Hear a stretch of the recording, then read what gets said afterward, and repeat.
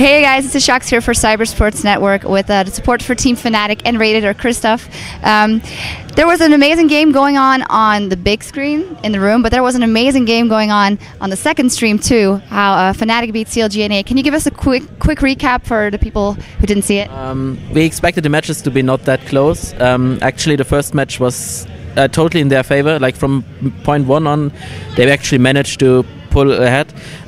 We warded our blue, invaded their blue, but they managed to take ours still.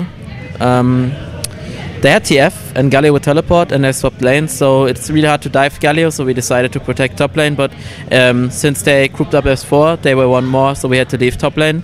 They got early objectives, early towers. They went early for Drake without us knowing it. The whole game was actually in their favor, and we got a bit cheesed by their global, and with the teleport of Galio, we couldn't really do a lot. Then we poorly did 2 team fights and lost the game. For the second game, we just banned TF out and tried to force objectives early, and our team fights were a lot stronger than theirs, even though they kept up with us a long time. We won the team fights pretty hard and managed to get Baron. From that point on, the game was pretty much lost for them. And the last game, we totally dominated them because we made them play our game, not like first game where we played theirs. Okay. Of course, you were in the bottom lane, so I'm going to ask you about.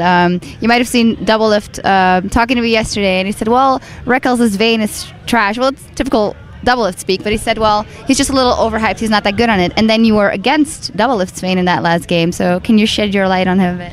Doublelift is a good AD carry, but I think simply because of professionalism, you should never say something like that, because you cannot judge on someone that you poorly played. And the scrims we played, we managed to beat them really hard, especially bot lane. We just simply raped them. And I don't know why he said that, but because the games we played versus him, he couldn't do anything against it. So I can't see where he can judge from that he can play against it well. They picked a setup entirely against the Vayne. On all games, they tried to pull it off. Like Caitlyn Nunu in 2 games is the counter lane towards Vayne, so we couldn't play it. But their whole setup was screaming like, if you pick Vayne, we will go for her.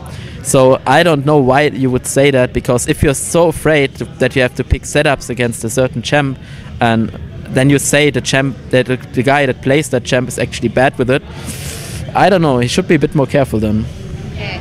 Of course, we can't minimize the game to that bot lane matchup, of course, because you as a team, you haven't been a team that long, but it's starting to get a long while. Can you tell us something about the year you've been through? Because Fnatic hasn't had the best year, and now it's looking up. Our team consists of 5 people, and everyone needs to have a good relationship towards each other.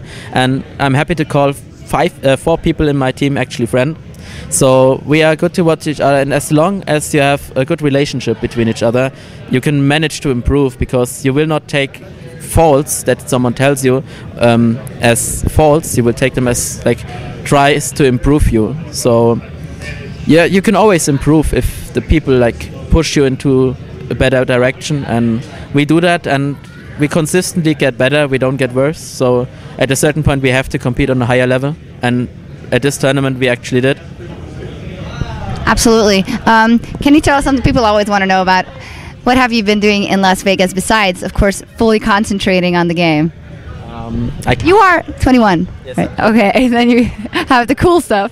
I don't want to give too much details, but we were very tired, so we didn't really pull off anything yet. But there's a lot in plan, and I guess we're going out pretty hard after this tournament. So I can't give too much information because it would secret Fnatic party business. I see.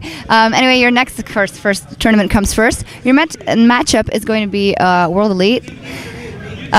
You haven't seen the entire game, of course, but you've seen a glimpse of it and how strong they are actually looking right now. How are you thinking about strategizing against them? The first game we played in this tournament was versus World Elite in group stage, and we lost it.